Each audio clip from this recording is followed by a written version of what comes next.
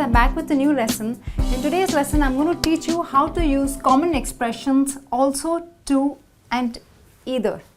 Okay. Well, to and also have similar usage, but their placement in sentences are very different. Okay. So let's take a look at also. We use also when you want to add some extra information to a sentence, and it is always used in positive sentences. Okay. For example, I hate studying science. I also hate math. Now, I'm adding extra information to this. I hate studying science. I also. Okay, so I'm adding extra information. I also hate math. Now, if you notice, the placement of also is always before a single verb in the sentence.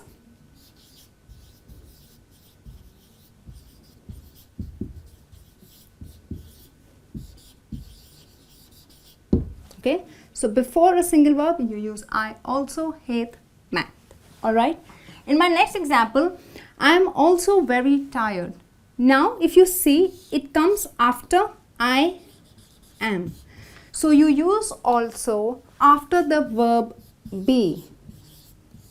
Okay, that means is, am, are, was, were. It always follows the verb be and not before, unlike this sentence. Okay.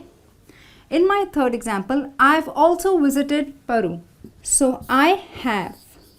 Now, if you go to see, this is the present perfect tense. This is the supporting verb or the auxiliary verb, and this is the main verb. So, you place also in between the present perfect tense. That means after the auxiliary verb and before the main verb. Alright. In my next sentence, I can also sing well. Now here I am using also after a modal or an auxiliary verb. So you use also after can, should, would. Alright, so they are modal auxiliary verbs. You use it after the modal auxiliary verb. Alright, so remember, you use also when you want to add extra information, but please remember to keep these points in mind. Before a single verb, you put also.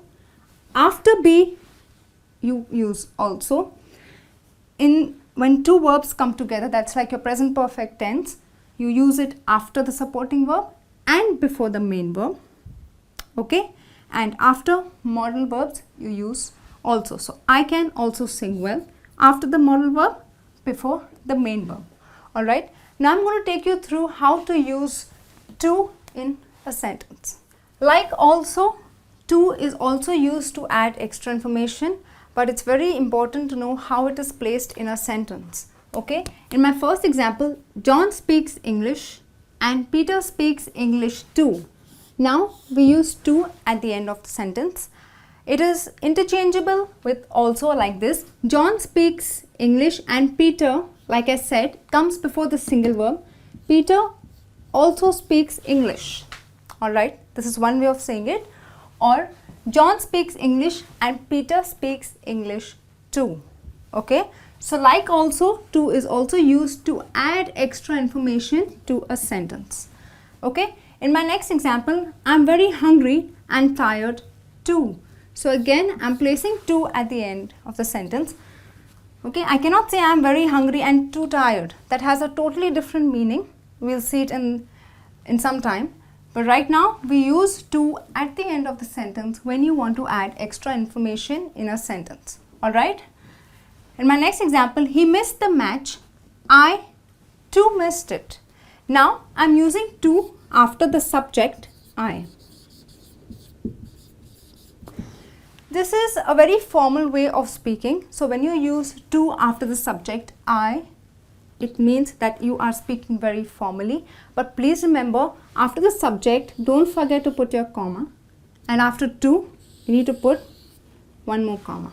Alright. So, when you want to speak something formally, you can use to after the subject and don't forget to put in your comma. Alright. In my next example, William is searching for a new job. I too am. So, here, after the subject I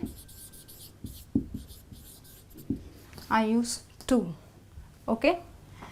And in the last example, I missed you. So if someone tells you, hey, I missed you, you say me too. Now, the actual correct formal way of saying is I too. Yeah, but this is informal.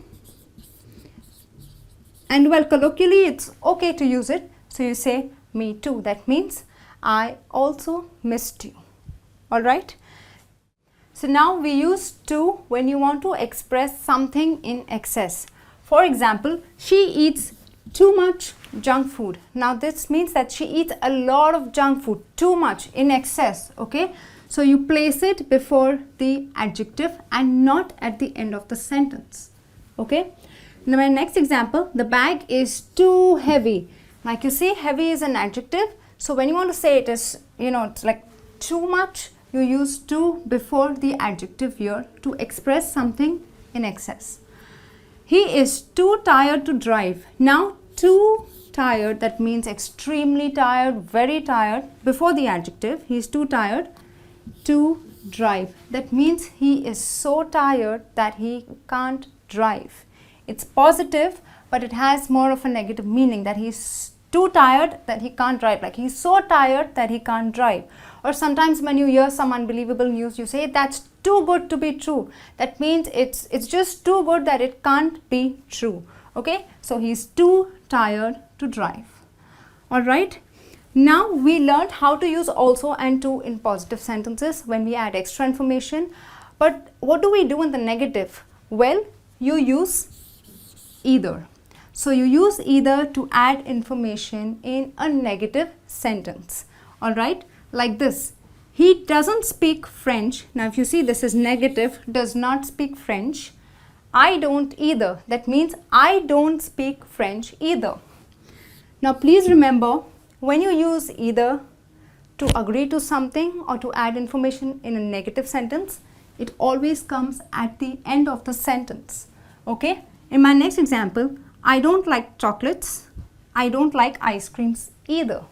So here, at the end of the sentence, you are adding extra information, but in a negative sentence. So when you want to express something or by adding information in a negative sentence, always use either. In case of positive sentences, you use also and to. Alright friends, so this brings me to the end of this lesson. I hope you enjoyed watching it. Please do put in your comments and queries. I'm going to be back soon with a new lesson. Till then, take care and bye.